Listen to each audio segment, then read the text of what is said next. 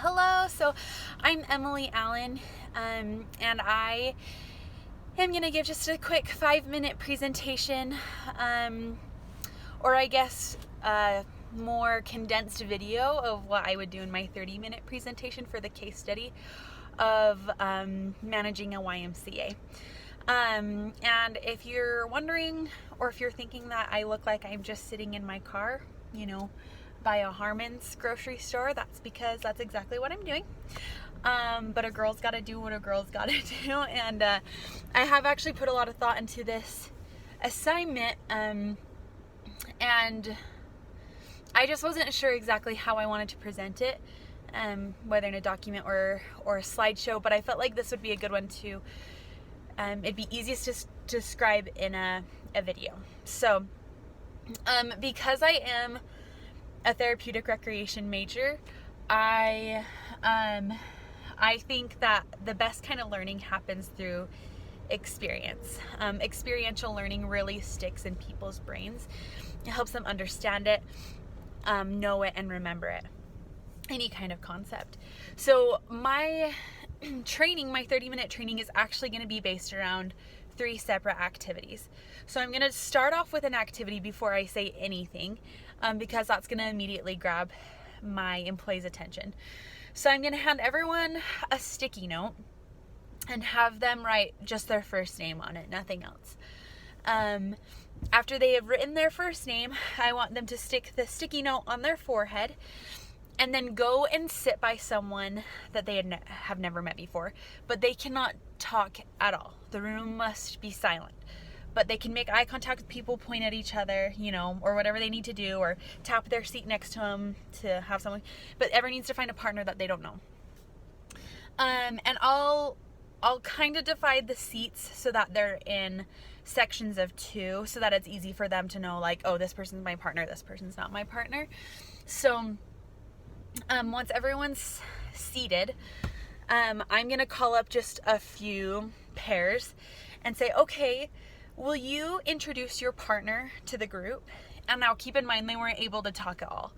So the only way this person can introduce this person they've never met before is to say, this is, and say their first name, because they were able to see the sticky note on their forehead. So for example, I got paired with someone named Brandon, and I would just say, hello class, or hello company, this is Brandon.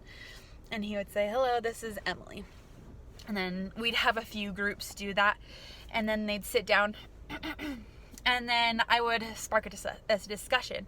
I would ask, okay, now, how did it feel? Like, how did you feel introducing this person?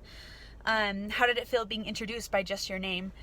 Hopefully this sparks up a conversation of, this person really didn't know me, or it was really hard to introduce this person because I didn't know anything about them. All I knew is their name, any kind of conversation like that, or like maybe it feels good when someone knows my name, and it was kind of cool to know each other's names without communicating.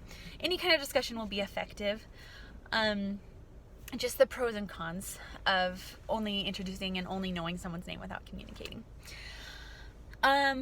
Next, after this discussion, I would pass out another sticky note to everyone. And I'd say, okay, this time I want you to write one of your favorite characteristics or your greatest strength. So if you're like a way good football player, write football player on there, or like really good football player on here. Or if you're a people person or you're really social, write like, I love to be social, or I'm really good at talking to people. Whatever it may be, write it on your sticky note and place it on your forehead. Then find a new partner. So everyone will, and again, no one can speak to each other. So everyone will find a new partner, and then once again, I'll call up a couple of partnerships, and they have to introduce their partner. This time they'll introduce each other by saying, hi, this is, they won't know their name, a really good football player. Oh, this is a really social person who's really good with people. This is a dancer. She loves to dance. She's really good at dancing. And then, once again, have everyone sit down and we'll debrief. We'll talk about what it felt like to introduce someone by knowing their strengths, knowing something that they're good at. And then proceed to ask questions about what it felt like to be introduced to something that you're good at. How the group views you now, just by knowing that one thing that is a really big strength that you have, or a really positive trait that you have, and how that felt different from being introduced by just your name. Then lastly, I'm going to have everyone take one more sticky note, and then I'm going to tell them that they need to write down their number one weakness, or the one fault in their character, or the one major flaw they feel they have that keeps them from progressing, or makes it hard for them to fully participate or to function in life. And I'm going to give a little bit longer for this. I want people to really think about it and really get vulnerable and really do some introspection on what makes life hard for them. And I want them to write down that flaw. And then after a minute or so, I'm going to tell people that they can be as vulnerable as they want. I'm not going to have anyone share it. But I am going to ask them to think about what it would feel like if they had to meet someone that's the only thing they could see about them. They found another partner and they weren't allowed to communicate. All they could see is what they had just written on their sticky note. And how would they like to be introduced by that person by their one flaw that they have? Now, it doesn't make sense for a person to be introduced by their flaw, or to be immediately recognized by their flaw or their weakness. And I don't think that's something that we initially realize that we do. But after they discuss a little bit about what it would feel like to be introduced that way, or to meet someone and that's the only thing they can know about them, how it would feel. As we move on through this conversation, I'm going to direct it towards asking them the question, well, what is inclusion? I'm going to describe briefly to them what people first language is, and describe to them that first and foremost, a person is a person. That's their name. That's who they are. And then next, we're going to recognize them for the things that they can do, for all their abilities, for all the things that they're good at, and not recognize their disability first thing. I'm going to talk about how they think the atmosphere of our YMCA, our recreational facility, will feel different as we recognize people for who they are and what they can do.